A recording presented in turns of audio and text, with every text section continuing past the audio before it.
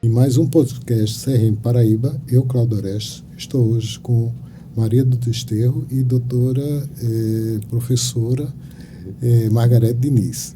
E a gente vai bater um papo hoje sobre saúde mental do médico. Doutora Maria do Desterro, gostaria que se apresentasse. Boa tarde, é um prazer, Cláudio Orestes, é um prazer estar aqui com a doutora Margarete Diniz.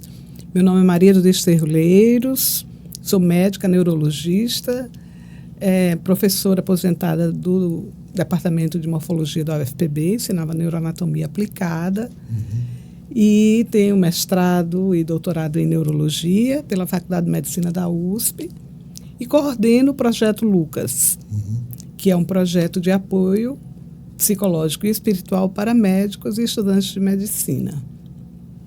Doutora Desterro, ou doutora Margarete Diniz. Então, meu nome é Margarete Diniz, inicio agradecendo o convite, é uma satisfação enorme pela relevância do tema, mas especial por estar sob sua coordenação, podcasts, parabenizar ao CRM pela iniciativa. Eu sou farmacêutica e sou médica, oriunda aí do meu avô farmacêutico, meu bisavô médico, mas eu sou uma professora universitária, dedicação exclusiva, faço pesquisa clínica, me intitulo uma pesquisadora. Fiz pós-graduação, mestrado, doutorado, pós-doutorado e hoje eu oriento em 3 pós-graduações de produtos naturais, sintéticos bioativos, desenvolvimento e inovação tecnológica de novos medicamentos e na pós-graduação de neurociências cognitiva e comportamento. Então, venho com muita satisfação participar desse podcast. E agregar o conhecimento e a pesquisa, principalmente na questão comportamental, né? A gente vê hoje um mundo em permanente transformação. E essa transformação está transformando as pessoas, a exemplo do que Sigmund Bauman coloca, um mundo cada vez mais líquido, fluido, e que as pessoas querem tudo aqui e agora. Verdade. E isso tem repercussão tanto no ponto de vista do paciente como também do médico, né? Qual o impacto desse mundo atual que a gente vive na vida dos médicos? Eu acho que o impacto é muito significativo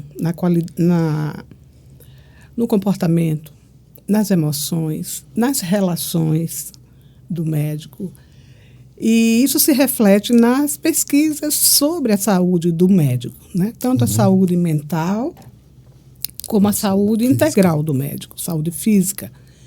E dados que nos preocupam, como a expectativa de vida dos médicos, em média, é inferior à expectativa de vida da população geral. Em relação à saúde mental, os médicos têm índices de depressão, burnout, ansiedade e suicídio maiores do que na população em geral. Então, eu vejo que esse contexto sociopolítico e, por que não dizer, espiritual, moral, ético, que eu diria que o mundo está vivendo um momento de crise desses valores, e isso afeta, sim, o médico, né, em todos os níveis, em todas as esferas.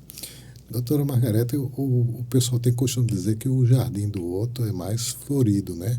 E a vida do médico é invejada por muitos, talvez até associada à questão econômica. Mas isso não é o preponderante. Com certeza. E isso tem se reverberado, tem tido resultado em problemas, porque o médico é tido como aquele que não é invulnerável, que tem sucesso, que não adoece. Quando a gente vê, inclusive em nível mundial e aqui no Brasil, e nós queremos agora diagnosticar essa questão, sim, na Paraíba, da qualidade de vida, da saúde mental, onde a gente investigar depressão, ansiedade, burnout, espiritualidade, como ele vivencia isso, e também a questão do sono, de que, de fato, os dados bibliográficos são alarmantes. Então, é preciso que se faça um diagnóstico, não só o diagnóstico, mas que se adotem condutas necessárias para tentar reverter esse quadro, né? O médico hoje, ele tem, inclusive, ele se automedica, ele acha que ele pode resolver o problema de doença, ele não procura ajuda. Nós temos 2 campanhas importantes aqui no Brasil, que é o Janeiro Branco, que é uma campanha de estimular a saúde mental. Ele diz, inclusive, como é que você está agora e o que pode ser feito, né? Já chegou no limite, e a saúde do setembro, e a campanha do Setembro Amarelo, que é da prevenção do suicídio. Né? E agora? Como você está e agora? E é com base nessas campanhas que nós queremos, juntos lá, por uma demanda do Conselho Regional de Medicina, super bacana, nós estamos bem empenhados de que dê certo, que se adotem medidas necessárias e urgentes, porque o panorama é gritante, é muito grave, da saúde mental dos médicos, e nós vamos, talvez, demonstrar isso, que também essa realidade é aqui nos médicos da Paraíba, porque nós não temos um diagnóstico fechado sobre isso. Em nenhum lugar do Brasil, é uma pesquisa inédita, mas parece que outro também iniciou essa pesquisa paralelamente, não foi? De outro estado. Verdade. A literatura é vasta, né? Nós temos informações do mundo, por exemplo, tem uma pesquisa recente da USP, da Universidade de São Paulo, de 2023, do ano passado, que diz que de cada 4 brasileiros, um tem burnout. Isso é uma demonstração assim, bem preocupante, porque nós estamos em segundo lugar no mundo, só atrás do Japão. E é interessante que o trabalho é para ser fonte de prazer. Entretanto, ele acaba sendo fonte de esgotamento físico e mental. Com certeza. A Organização Mundial de Saúde define saúde mental como um estado de bem-estar, né, para a pessoa, o indivíduo realizar suas atividades de forma produtiva, frutífera para a comunidade, lidando com o estresse habitual, emocional, físico, mental, de uma maneira tranquila, leve. O que, infelizmente, não acontece. Nós temos aí também uma história de uma pandemia, né? Na literatura, sim, nós temos informações antes, durante e pós-pandemia. Então, eu penso que essa pesquisa pode apresentar bons dados que nós possamos, a partir deles, caminhar rumo a propostas. E assim, qual o objetivo da pesquisa em identificar quais os principais vulnerabilidades ou aquele espaço que às vezes a gente não consegue permear diante do biotipo como é apresentado o médico, né? Esse padrão de super-herói, de tudo, às vezes não deixa filtrar o que está por trás, que subsidia muitas vezes essas ações intempestivas de suicídio, né? Vou falar um pouco da pesquisa e vou passar para a doutora Desterro detalhar os questionários do comitê, as propostas que já estão por trás desses encaminhamentos. A pesquisa é uma pesquisa transversal. Nós vamos ver, nesse momento, vamos fazer o diagnóstico. Descritiva, quantitativa, usando questionários padronizados, usando escalas, os validados, né, internacionalmente e aqui no Brasil. E aí nós vamos encaminhar. E precisa ser uma coisa objetiva e sucinta. Senão, os médicos não vão responder. Se for uma coisa que precisa complexa e que demore muito, nós sabemos que nós precisamos que os nossos colegas médicos respondam essa pesquisa. A gente precisa, porque vão ter ações propositivas para melhorar a saúde mental, porque os dados são bem difíceis, né, de se observar. Essa questão da adesão da classe médica para responder o questionário é algo que é muito importante para nós. Então, nós temos a felicidade da atual gestão do Conselho Regional de Medicina da Paraíba, na pessoa do Dr. Bruno Leandro e toda a sua diretoria. Nós temos o apoio para que o CRM, como instituição, seja o vetor que vai levar esses questionários até os médicos de forma online. E a adesão é muito importante. Então, vocês que estão nos escutando aqui, ouvindo, vendo, é importante participar. Exatamente, exatamente. A participação de todos, para que nós tenhamos um perfil fidedigno do estado de saúde, não apenas mental, mas integral do médico, a fim de nortear as medidas de intervenção, como a doutora Margarete falou. A pesquisa é um meio, né? A finalidade é desenvolver estratégias de prevenção do adoecimento, é entender por que os médicos apresentam índices como esses alarmantes de saúde.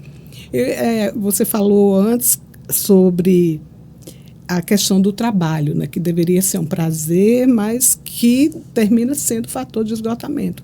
Então, tem uma pesquisa pela Associação Médica de São Paulo, mostrando que a quantidade de horas que os médicos de São Paulo, foi uma pesquisa bem focada nessa questão, eles trabalham turnos que estão acima dos recomendados. E há pessoas que trabalham, que são 8 horas diárias e 44 horas semanais. Então, a média de jornada de trabalho dos médicos de São Paulo chegou a 50 horas semanais. E a gente imagina que plantões, demandas de estresse, isso gera a longo prazo, médio e longo prazo, um esgotamento das energias, da saúde como um todo. Porque um dos aspectos que a pesquisa que nós estamos elaborando vai enfocar é a questão do sono, não é? Sono, burnout, ansiedade, depressão. É interessante quando se observa especificamente o sono, que as pessoas às vezes não têm noção o quanto a privação do sono ela impacta fisiologicamente e mentalmente na pessoa. Isso, ao longo do tempo, ela impacta tanto na pressão, com a alteração do cortisol, como a questão de, digamos assim, estresse do trabalho pela alteração e percepção da alteração do sol e da noite. Sim, sim. O ritmo circadiano, quando não é, diríamos, respeitado, ele gera, né, um aumento do cortisol, predisposição ao diabetes, a nível do sistema nervoso central. Ocorre perda neuronal, né, déficits cognitivos e depressão. É matemático. Um outro dado que a pesquisa demonstrou é a questão de férias. Os médicos, no geral, na pesquisa, na verdade, existe uma vasta literatura, né? Inclusive aqui no Brasil. Pesquisa, o próprio Conselho Federal de Medicina, ele realizou um estudo em 2005, que foi publicado em 2007, sobre a saúde dos médicos do Brasil. Resultou num livro, em 2007, que é a saúde dos médicos do Brasil, em que enfoca muito essa questão de saúde mental. Os médicos, no geral, eles tiram no máximo 2 semanas de férias, ano. É preocupante. É bem preocupante. Então, abordar a ansiedade, depressão, burnout, questão do sono e também abordar a espiritualidade vai ser uma oportunidade, né, de que a gente tenha, de fato, esse retrato. Queria falar uma coisa importante. É que eu sou médica, pesquisadora, a doutora Desterro é uma médica neurologista, já trabalha no Projeto Lucas há mais de 16 anos, mas nós precisamos do apoio dos nossos colegas psiquiatras, né? Sim. Então, nós temos uma câmara técnica no CRM, nós temos colegas que são referência em psiquiatria aqui no estado da Paraíba, e nós estamos convidando encarecidamente para que essa pesquisa tenha sucesso, para que a gente possa, óbvio, nós vamos padronizar tudo dentro do eixo de uma pesquisa científica, vamos cadastrar no Conselho de Ética em pesquisa, vamos seguir todo o passo a passo, mas nós precisamos, em algum momento, do apoio, e nós vamos buscar esses colegas para que, de fato, a gente faça uma pesquisa integrada e seja de um resultado bem fidedigno. E, inclusive, ela vai subsidiar, talvez, um trabalho também longitudinal, né? Uma pesquisa longitudinal. Porque, em termos comparativos, é importante analisar as intervenções que serão propostas e o resultado que elas possam adivinhar em pesquisas futuras, né?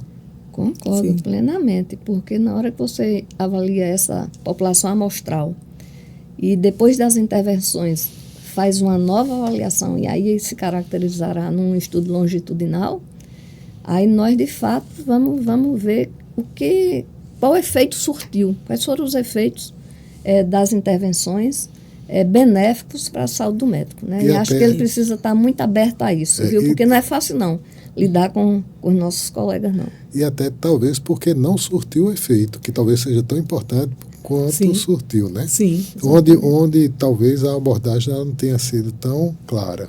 Então, isso é importante, né? Essa questão também que é colocada, a gente tem também uma alteração no modelo no sistema de saúde. De alguma forma, o médico é o para-choque do paciente. De tudo que acontece, tanto no setor público como no setor privado. É a pessoa que ele te identifica como modelo de o que está por trás. E a gente sabe que é um país pobre, carente. Eu não vou nem falar que possa haver desvio de verba, porque eu não tenho como subsidiar isso, mas na ponta onde está o paciente, às vezes, existe uma necessidade muito grande de insumos, de apoio técnico, de meios de diagnóstico e de especialistas. E o médico está lá sozinho, contra tudo e contra todos, para dar a cara a tapa. E a gente vê, invariavelmente, nos noticiários, que às vezes os pacientes também perdem a estribeira e às vezes até agride o médico. É verdade. E isso passa uma ideia para todos de quantas vezes estão vulneráveis, né, nessa situação. E eu acho que gera muita ansiedade, angústia e depressão. Sim. Então, o médico ele se interpõe entre os interesses do paciente e os interesses das grandes corporações do sistema. E ele é a pessoa, como você diz, né, que o paciente tem acesso de forma direta. O paciente não tem como chegar à direção de um plano de saúde. Até tem, mas não de forma imediata. Uhum. E em vários estudos, é um dos fatores apontados para os baixos índices de qualidade de vida, porque o médico ele se vê num dilema. Então, aqui, por exemplo, nos Estados Unidos, eu vi vários trabalhos que mostram que porque o sistema de lá não tem SUS, como nós temos. Então, o médico de lá é submetido a uma situação mais grave nesse sentido. Vi um trabalho no qual os médicos falavam das repercussões para a saúde mental deles pelo fato de ter pacientes para os quais não havia tratamento. E os pacientes eram enviados para casa. Angustiante. Para morrer em casa, porque é uma medicina privatizada, né? Então, a gente trabalha num país que, pelo menos, atenua essa questão, porque aqui a gente tem um SUS que responde. A gente tem um Faustão que fez 2 transplantes pelo SUS. Então, isso é extraordinário dentro do panorama mundial, eu diria, de assistência de saúde à população. Mas, mesmo assim, ainda essa posição intermediária do médico entre o paciente e os sistemas de saúde ainda é fator de desgaste, de estresse. A conversa está muito boa, mas eu vou pedir uma pausazinha para a gente voltar em seguida. Tem muita coisa a ser conversada e eu acho que é importante, ok? Voltamos daqui a pouco.